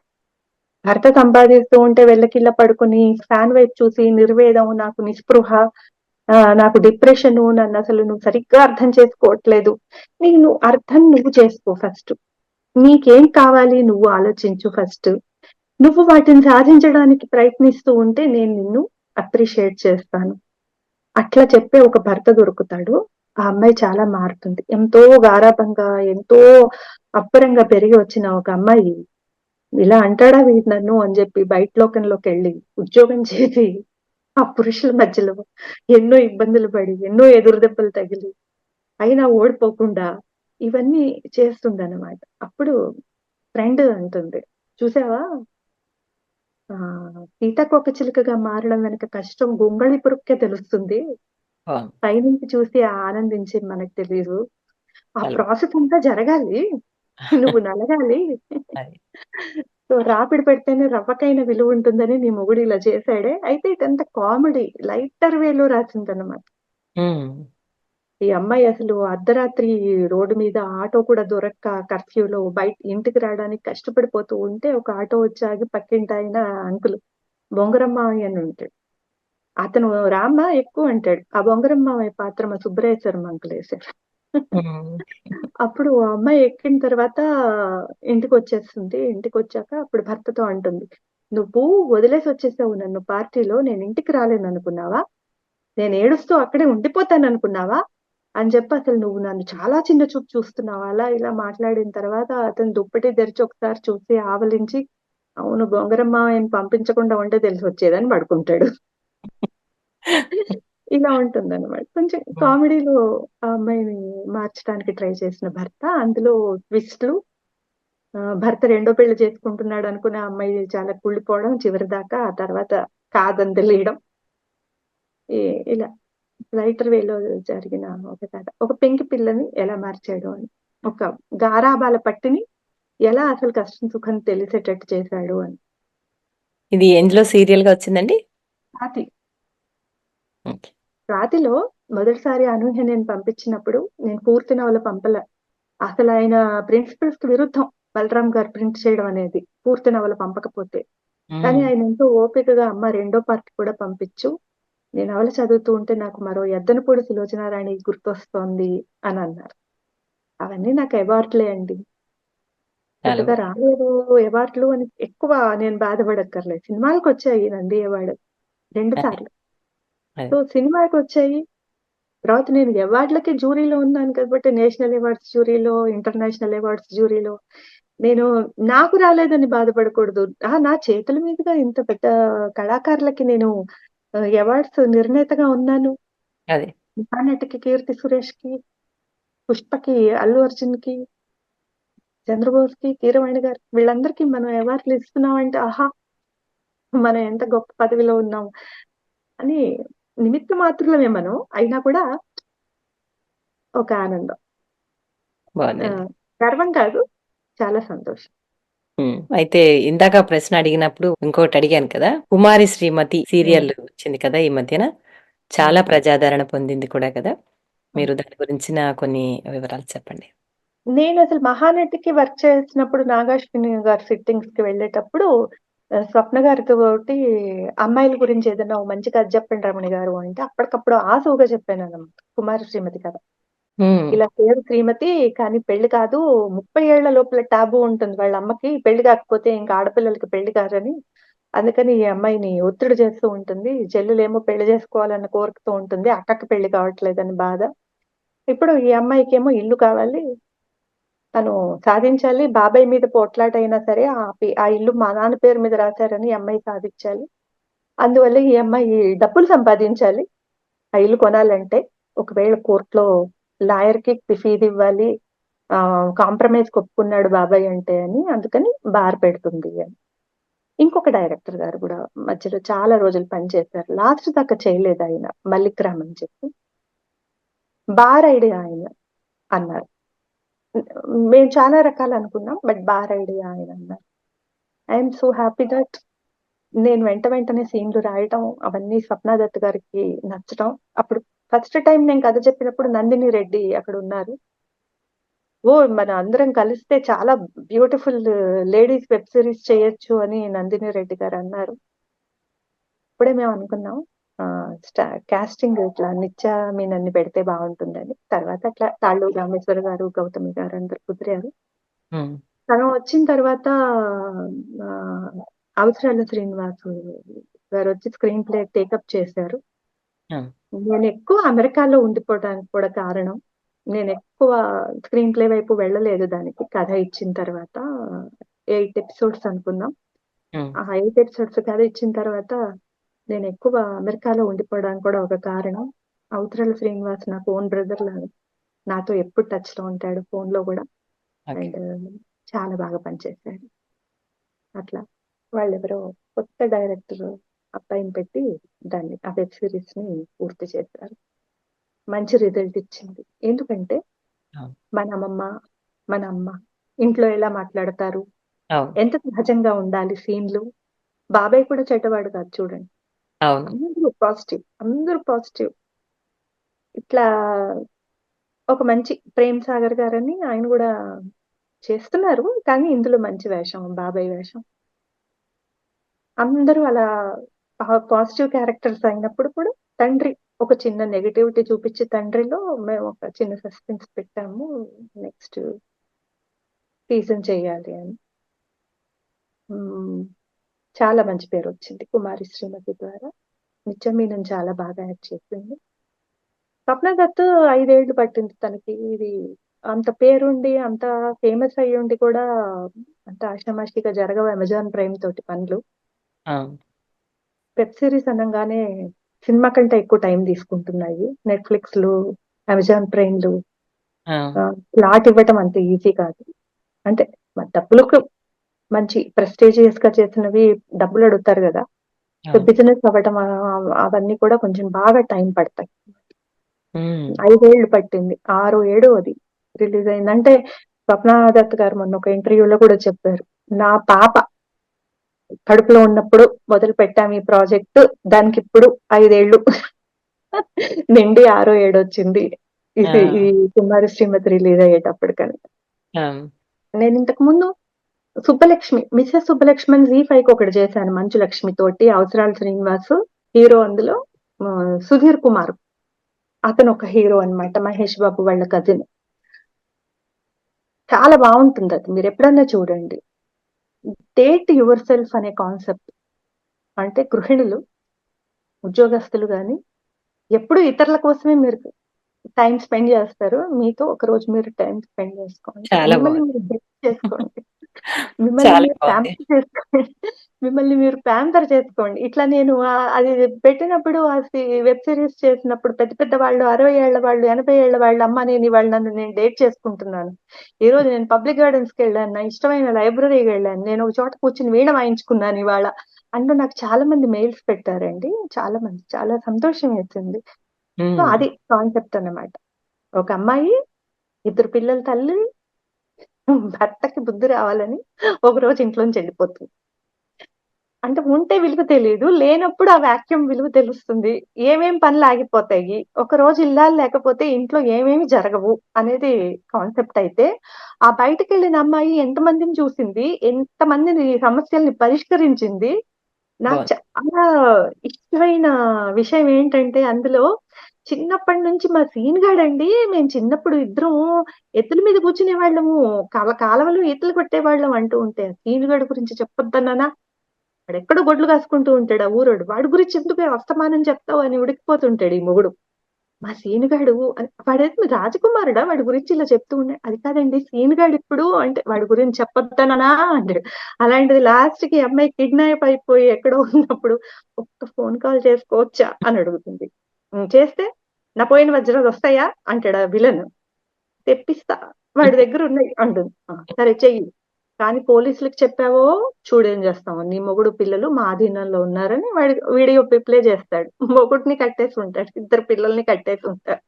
అప్పుడు ఈ అమ్మాయి సీన్ గాడికి ఫోన్ చేస్తుంది. ఆ ఫోన్ అట్లా వెళ్ళి అసెంబ్లీలో సెల్ ఫోన్ మోగుతుంది. హోమ్ మినిస్టర్ జేబులో. సీన్ గాడు హోమ్ మినిస్టర్. వాడెప్పుడు చెప్పనివ్వలేదు మొగుడు. చులకన. ఆ అమ్మాయి చులకన. ఈ అమ్మాయికి అంత గొప్ప స్నేహితులుంటారా అనుకుంటాడు. చాలా బావుంది. మంచి ట్విస్ట్. ఇట్లా ఆ సీన్ గూడా మన సుధీర్ బాబు వేసాడనమాట. మొగుడేమో అవసరాల శ్రీనివాసు మీకు కళ్ళల్లో కనపడిపోతాడు. బావుంది. మంచులక్ష్మి కూడా చాలా బాగా యాక్ట్ చేసింది. ఇప్పుడు మేము బిగినర్స్. నేను మంచులక్ష్మి. అదేండి. మేము బిగిన్ చేసాం అసలు. ఈ వెబ్ సీరీస్ అనేది. తెలుగు ఫీల్డ్‌లో హీరోలు, హీరోయిన్‌లు, సినిమా వాళ్ళు కొంచెం పట్టించుకోలే. ఇటువైపు చూడలేదు అప్పటికి. అంటే ఇలా వెబ్ సీరీస్ ఓటీటీలు ప్లాట్‌ఫార్మ్‌కి ఇవ్వాలంటే ముందు మొత్తం సీరీస్ అంతా నిర్మించిన తర్వాత వాళ్ళు కొనుక్కుంటారండి రైట్స్? లేకపోతే కథని ముందు కాన్సెప్ట్ చెప్పి, తీసుకొని ఆ! కాన్సెప్ట్ చెప్పి, సినాప్సిస్ ఇచ్చి, తర్వాత వాళ్ళకి కథ జెప్పి, తర్వాత వాళ్ళు చెప్పిన మన కాస్టింగ్ మనం చూసుకొని మామూలు టీవీ సీరియల్‌కి కూడా ఇదే పద్ధతి. కాన్సెప్ట్ చెప్పాలి, సినాప్సిస్ ఇవ్వాలి, ఆ తర్వాత చర్చలకి వాళ్ళు పిలిచినప్పుడు వెళ్ళాలి, మన కథంతో వాళ్ళని కన్విన్స్ చేయాలి. చాలా హ్మ్. సార్లు వస్తారు వాళ్ళు. ఓటీటీ ప్లాట్‌ఫార్మ్ ఎవరు కొంటున్నారో వాళ్ళు పార్టిసిపేట్ చేస్తారు. హ్మ్. మనం ఈ హీరో, ఈ హీరోయిను, ఈ కాస్టింగ్, ఈ డైరెక్టరు అని చెప్పాలి వాళ్ళకి. వాళ్ళు కొన్ని సూచనలు చేస్తారు. 8 ఎపిసోడ్స్ అనుకుంటే మనం 8 ఎపిసోడ్స్ కదా! లెంత్ 20 మినిట్సా? 40 మినిట్సా? దాన్ని బట్టి వాళ్ళు స్లాట్ ఇచ్చి, దాన్ని బట్టి వాళ్ళు డబ్బులు మనతో మాట్లాడతారు. ఈ ఓకే. బిజినెస్ అంతా అవుతుంది. పైలట్ కాపీ ఇస్తాము. అది చూసి వాళ్ళకి డైరెక్టర్ మీద, మన రచన మీద ఒక అవగాహనొస్తుంది. ఆహ్, టీవీ సీరియల్ కూడా ఇదే పద్ధతిలో జరుగుతుంది. హ్మ్. మ అది కొన్ని సంవత్సరాలు వస్తూ ఉంటుంది. రోజు ఒక ఎపిసోడ్ చొప్పున. ఇది మనం ఒకే రోజు పెట్టేస్తాం. 8 ఎపిసోడ్స్, 10 ఎపిసోడ్స్. అంటే హ్మ్. మనకి ఫస్ట్ 2 ఎపిసోడ్స్ చూసి థర్డ్ ఎపిసోడ్ వాళ్ళు వెనక్కొస్తారా లేదా ఆడియన్స్ అన్నది కూడా ఎక్కడ ఆపేసారు, ఎక్కడ మళ్ళీ వెనక్కొచ్చారు అన్నది కూడా మనకు తెలిసిపోతూ ఉంటుంది. అదేండి. ఇదివరకు మాకు టీవీ టీఆర్‌పీ రేటింగ్స్ కోసం మీటర్స్ పెట్టేవాళ్ళం. ఆ! లో ఇన్‌కమ్ గ్రూప్ ఇళ్లల్లో, మధ్య తరగతి ఇళ్లల్లో, రిచ్ ఇళ్లల్లో అట్లా మీటర్స్ పెట్టి మనకిప్పుడు టీవీ ఎప్పుడు ఆన్ చేసాం, కమర్షియల్స్ అప్పుడు ఎవరు ఆఫ్ చేశారు, తర్వాత మళ్ళీ ఎప్పుడు ఆన్ చేశారు అన్నది చార్ట్ వచ్చేస్తుంది. ఆహా! వచ్చేసి అదిగో దీనికి టీఆర్పీ రేటింగ్స్ ఎక్కువ వచ్చాయి, ఆడవాళ్ళు ఎక్కువ చూస్తున్నారు, ఈ ఫలానా వర్గం వాళ్ళు ఎక్కువ చూస్తున్నారు అని చెప్పి అదే. యాడ్స్ దానికి తగ్గట్టు వస్తాయి, కమర్షియల్స్ దానికి తగ్గట్టు వస్తాయి. ఇదంతా ఎవరంటే మన మార్కెటింగ్ డిపార్ట్మెంట్ వాళ్ళు చూసుకుంటారు. సో మార్కెటింగ్ వాళ్ళు వచ్చి మీకు యాడ్స్ రావట్లేదమ్మా ఆపేయండి సీరియల్ అంటే, అది ఎంత మంచి సీరియల్ అయినా మనం ఆపేయాలి. హ్మ్. మార్కెటింగ్ వాళ్ళు వచ్చి మీరు పొడిగించండి అంటే, కథ అయిపోయిందయ్యా అంటే, లేదండి పొడిగించండి దానికి చాలా కొత్త యాడ్స్ వచ్చాయి అంటే, మరి అవును. బిజినెస్ కూడా మనం ఆ! పొడిగించాలి. ఆ హ్మ్. బిజినెస్ మీదే కదా మరి నడుస్తుంది. దాని వల్లే కదా ప్రొడ్యూసర్ కి డబ్బులు వచ్చేది, ఛానల్ కి డబ్బులు వచ్చేది. సో అవునండి. నేను సీరియల్స్ గురించి ఎవరేం మాట్లాడినా చెప్తాను, బిజినెస్ కోసం తీసేవండి నేనేం చెప్పలేనంట. రచయిత చేతిలో ఉండవు. ఆ! ఇప్పుడు మరి వెబ్ సిరీస్ చేస్తున్నాను 'చాయ్ బిస్కెట్' అని. ఆ! 'చాయ్ బిస్కెట్' అనేది మేజర్ సినిమా తీశారు. ఆ మధ్య రైటర్ పద్మభూషణ్ చేశారు.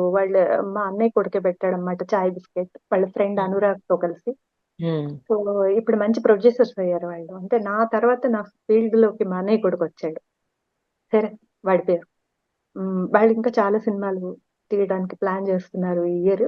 సో వాళ్ళకొక వెబ్ సిరీస్ రాస్తున్నాను నేను. ఇలా మీరేమైనా సొంతంగా ప్రొడ్యూస్ చేసారండి? నేను ప్రొడ్యూస్ చేయనని భీష్మించి కూర్చున్నాను. నాకు చాలా అవకాశాలొచ్చాయి. "నువ్వు ప్రొడ్యూస్ చేస్తే స్లాట్ ఇప్పిస్తాం" అని పెద్ద పెద్ద వాళ్ళన్నారు నాతోటి. నాకు చాలా పెద్ద పెద్ద వాళ్ళతోటి మొదటి నుంచి పరిచయాలు. ఎప్పుడూ వాటిని డబ్బుగా మార్చలే. Very good. స్నేహాన్ని ఉంచేసా. దాని అదేనండి. షేప్‌ని మార్చలేదు. చాలా బావుందండి. ఫిల్మ్ రైటర్స్ అసోసియేషన్‌లోను, అలాగే సెన్సార్ బోర్డుల్లో, నేషనల్ ఫిల్మ్ అవార్డ్స్ జ్యూరీగా కూడా మీరు పనిచేశారు కదా! ఆ అనుభవాల గురించి కూడా చెప్పండి. సెన్సార్ బోర్డ్ మెంబర్‌గా నేను 2 టర్మ్స్ చేశానండి. బట్ మాకొచ్చిన రీజనల్ ఆఫీసర్ అప్పుడు నాకు చేదు జ్ఞాపకాలే మిగిల్చారు. అయినా కూడా చాలా మంచి మంచి సినిమాలు సెన్సార్ చేసాం మేము. మేమున్నంత న్యాయంగా ఉండడానికి ట్రై చేసాం. అవ్వలేదు కొన్ని సార్లు. సో, డిస్సాటిస్ఫాక్షన్ మిగిలింది సెన్సార్ బోర్డ్‌లో నాకు. నేషనల్ ఫిల్మ్ అవార్డ్స్‌లో మాత్రం మొన్న 'అల్లు అర్జున్‌కి' బెస్ట్ హీరో రావడం నేను సాధించాననిపించింది. ఎందుకంటే 69 సంవత్సరాలుగా మన రామారావు గారికి, నాగేశ్వరరావు గారికి, శోభన్ బాబు గారికి, కృష్ణ గారికి, చిరంజీవి గారికి ఇంకా అదేనండి. గొప్ప గొప్ప యాక్టర్స్ ఎవరికీ రాలేదు. సో, ఫస్ట్ టైమ్ మన తెలుగు హీరోకొచ్చింది. అది మనం సంతోషించాలి. మళ్ళీ తెలుగు వాళ్ళే ఈకలు పీకలు పీకకూడదు. అవును. దానికెందుకిచ్చిందని. అవును. మనం తెప్పించాలసలు ఒక అవార్డయినా అన్నది. అట్లా అవును. 'మహానటి' సినిమాకి నాకు హ్మ్. చాలా ఇష్టమైన సినిమా అది. అట్లా 'కీర్తి సురేష్‌కి' అప్పుడొచ్చింది. ఎక్కువ అవార్డులు తెప్పించా అండి. నేను 66 నేషనల్ అవార్డ్స్ జ్యూరీలో ఉన్నప్పుడు 7 అవార్డులతో సరిపెట్టుకుంటే, ఈసారి 11 అవార్డులు సాధించాం తెలుగు సినిమాకి. Very nice. ఆ! చాలా తృప్తిగా అనిపించింది నాకు. అదే చెప్పా కదా! మనం రాకపోయినా మనం ఇచ్చే వైపు ఉండడం అనేది అసలు చాలా గొప్ప అదృష్టం. అవునండి. అవునండి. అలాగే నాకు నంది అవార్డ్ వచ్చింది 'మధుమాసానికి' ఉత్తమ రచయిత్రిగా. ఆ! 'అందరివందయ్య' సినిమాకి ఉత్తమ కథ, ఉత్తమ కుటుంబ కథా చిత్రం. ఆ హ్మ్. నంది వచ్చిందన్నమాట. So, I'm happy. I'm so happy చాలా అండ్ బావుంది. సాటిస్ఫైడ్. చాలా బావుందండి. ప్రతి స్టేజ్‌లో నేను చాలా సాటిస్ఫైడ్ అండి. కథ హ్మ్. రాసినప్పుడు, నవల రాసినప్పుడు, సీరియల్ హ్మ్. రాసినప్పుడు, ఎన్నో రేడియో నాటికలు రాసినప్పుడు, కాలమ్స్ రాసినప్పుడు, హ్మ్. టీవీ సీరియల్ రాసినప్పుడు, వెబ్ సీరీస్ రాసినప్పుడు, సినిమా రాసినప్పుడు, ఇటు గృహిణిగా, ఇద్దరు పిల్లల తల్లిగా, భార్యగా, హ్మ్. ప్రస్తుతం నానమ్మగా ఐయామ్ సో సో హ్యాపీ. చాలా బాగుందండి. ఇంతకన్నా మనకేం కావాలండి అవునండి. జీవితానికి? హ్మ్. మీరు ఇన్ని ప్రక్రియలు రాసారు కదా! అందులో మీకిష్టమైన ప్రక్రియ ఏది? నవలండి. చిన్నప్పటి నుంచి నవలా రచయితలను ఎక్కువ ఆరాధించాను. శరత్చంద్ర చటర్జీ అంటే పిచ్చి. ఆ! యతనపూడి సులోచనారాణి గారు, వీరేంద్రనాథ్ గారు, మల్లాది వెంకట కృష్ణమూర్తి గారు. హ్మ్. ఇంగ్లీష్‌లో కూడా సిడ్నీ షెల్డన్ అండి. చాలా చాలా ఆరాధన. అసలు స్క్రీన్ ప్లే నేర్చుకున్నదే ఆ నవలలు చదివి. హ్మ్. సో, అవన్నీ చేదు నవల్స్ యంగ్ ఏజ్‌లో. మిల్స్ అండ్ అదే. బోను రొమాంటిక్. సో, నవల బావుంది. చాలా. చాలా బావుంది. అలాగే ఇప్పుడు కొత్తగా రాస్తున్న వాళ్ళకి ఏదైనా కొన్ని సూచనలు చెప్పండి. ఎవరండి తీసుకుంటారు? ఎప్పుడన్నా ఫేస్‌బుక్‌లో ఒకటో, రెండో పెడితే చివాట్లు పెడతారు. మీరెవరు నాకు చెప్పడానికి నా బుక్ నేను ఏయించుకుంటాను. ఎవరికి వాళ్ళే పెద్దలిప్పుడు. తెర వెనక ఉండడానికి ఇంట్రెస్ట్ లేదండి ఆడపిల్లలకి. తెర ముందుకొస్తాము, నటిస్తాము, యాంకరింగ్ చేస్తాము, ఫేస్‌కి రంగేసుకుంటామంటారు. మాలాగా తెర వెనక ఉండిపోరు. నేను సంగీతం శ్రీనివాసరావు గారి డైరెక్షన్‌లో 'వెల్కమ్ ఒబామాలో' యాక్ట్ చేశాను. నేను, హ్మ్. అనంత శ్రీరామ్, భువన్ చంద్ర గారు ఒక కామెడీ ట్రాక్‌లో కానీ మొత్తం సినిమా అంతా ఉంటాం, పెద్ద క్యారెక్టర్. ఉమ్, తర్వాత చాలా మంది అడిగారు. అవసరాల శ్రీనివాస్ జో అచ్యుతానంద కోసం అప్రోచ్ అయ్యాడు. తర్వాత ఉమ్, నేను అది ఒప్పుకోలేదు. నా కెరియర్ వేరు, నాకు అదే. నటన రాదు. అది రాని పనులు ఎందుకు చేయటం, వచ్చిన పని చేద్దాం. ఉమ్, బాగుందండి. అంటే సూచనాప్రాయంగానైనా ఇప్పుడు కొత్తగా రాసేవాళ్ళు ఎలా రాయాలి, ఏమిటి, భాషను ఎలా బాగా ఎన్నుకోవాలి? చదవాలండి, బాగా చదవాలి. వాళ్ళు చెయ్యని పని అదొకటే. వాళ్ళు ఎవరివి చదవట్లేదు, పాత వాళ్ళవి చదవట్లేదు, కొత్త వాళ్ళవి చదవట్లేదు, సమకాలీన రచయితలవి చదవట్లేదు. ఇప్పుడు నాకు కథ కంటికి కనపడితే అది చదవకుండా నేను నిద్రపోను. వెబ్ అది మ్యాగజైన్ కావచ్చు, సీరియల్ కావచ్చు, మీరు ఫేస్బుక్ లో పెట్టినవి కానీ, మీ యాత్ర అనుభవాలు కానీ, నేను వెంటనే స్పందిస్తానుగా. ఆ, ఎవరికైనా నేను స్పందిస్తాను. ఎవరి రచన చదివినా కూడా నేను చెప్తాను, బాగుంది, బాలేదు, అక్కడ అలా ఉండకుండా ఇంకా ఏదన్నా చెయ్యండి అని ముగింపు. అవునండి. సో ఎవరు తీసుకోవట్లేదు. ముఖ్యంగా నేను చెప్పిన ఫస్ట్ పర్సన్ లో మొదలు పెట్టడం, థర్డ్ పర్సన్ లో ఎండ్ చేసేయటము, లేదా అసలు అవును. ఏం చెప్తున్నామో మర్చిపోయి ఎక్కడికో వెళ్ళిపోవటం, ముగింపులు సరిగ్గా లేకపోవటం, పాత్ర చిత్రణలు, పేర్లు, అమ్మమ్మ పేరు రోహిత, మనవరాలి పేరు సుబ్బలక్ష్మి, ఇట్లా పెట్టడం మనకి దృశ్యం రాదు ఉమ్, మైండ్ లో. అవునండి. అరుంధతి అని హీరోయిన్ కి పేరు పెట్టేసి వాళ్ళ అమ్మమ్మ మేఘమాల అంటే మనకి కష్టమైపోతుంది. అవును. ఇవన్నీ చూసుకోవాలి రచయిత్రులు. అసలు ముందు ఆకట్టుకుంటున్నామా లేదా. మనమే చదువుకుని ఇంకోసారి అనవసరం అనిపించినవన్నీ నిరంకుశంగా ఎడిట్ చేసి, కట్ చేసి పారేసి, అప్పుడు పాఠకులకు అందించాలి. వాళ్ళ టైం ని మనం చూరగొనకూడదు, తస్కరించకూడదు. ఎవరి టైం ని మనం అన్యాయంగా ఒక అక్షరం టైం కూడా తీసుకోకూడదు. అక్షరాలు నేతి బుట్లలాగా వాడాలి. చివరికి ఫుల్ స్టాప్లు, ఆశ్చర్యార్థకాలు, కామాలు కూడా కరెక్ట్ గా పెట్టాలి. పంక్చుయేషన్ నేర్చుకోవాలి. ఎక్కడ ఇన్వర్టెడ్ కామాస్ పెట్టాలి, ఎక్కడ క్లోజ్ చేయాలి తెలుసుకోవాలి. పారాగ్రాఫ్ డివిజన్ తెలుసుకోవాలి. నేను మాట్లాడింది ఒక పేరా, నా భర్త మాట్లాడింది ఇంకో పేరా, పిల్లాడు మాట్లాడింది ఇంకొక పేరా. అప్పుడే వాళ్ళకి అర్థమవుతుంది. సులభంగా ఉంటుంది చదవడం. వాక్యం కింద వాక్యం రాసి ఇది కవిత అనకూడదు. కవితకు ఒక ఆత్మ ఉంటుంది. అదే. కవితాత్మ అంటారు. కవితాత్మకంగా రాయాలి. ఇవన్నీ వాళ్ళు తెలుసుకోవాలి. అంటే మంచి రచనలు చదవాలి.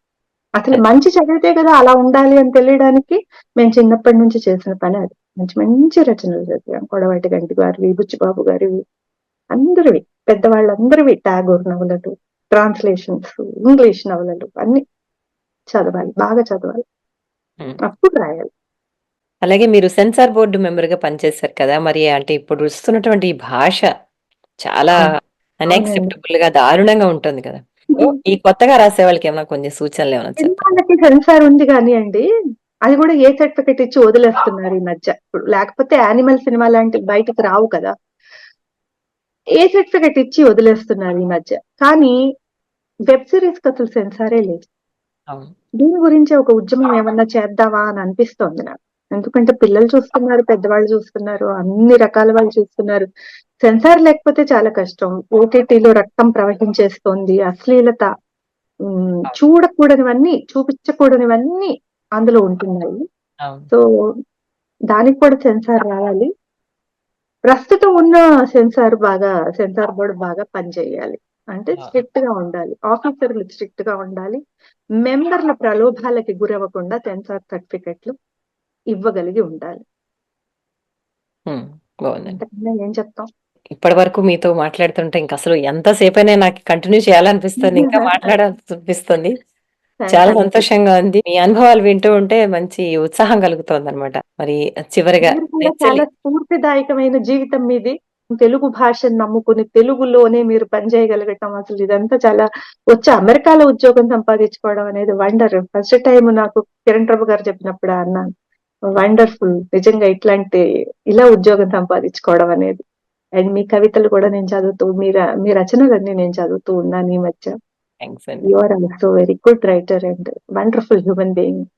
Thank you. మీ వెనుదిరిగని వెన్నెల, అవునండి, నవల. ఆ, అది కూడా నేను చదివాను. Thank you. థ్యాంక్స్ అండి. చివరిగా నెచ్చలి పత్రిక గురించి నెచ్చలి పాఠకులకి అలాగే ప్రేక్షకులకి 2 మాటలు చెప్పండి. ఈ నెచ్చలి అనేది మ్యాగజైన్, ఒక వీడియో ఆడియో మ్యాగజైన్. ఒక డిక్షనరీ లాగా ఉండిపోతుందేమో. ఇంతమంది రచయిత్రులు, ఇంతమంది ఆడవాళ్ళతోటి మీరు పరిచయాలు చేస్తున్నప్పుడు ఇన్ని పార్శ్వాలు, ఇన్ని తెలియని కోణాలు, ఇంత విషయం. ఇప్పుడు నేనే నా లైఫ్‌లో డిఫరెంట్ ప్రొఫెషన్స్, డిఫరెంట్ స్టేజెస్ గురించి మాట్లాడాను. అట్లాగే మీరు ఇప్పటివరకు పిలిచిన గెస్ట్‌లందరూ చాలా స్పెషల్.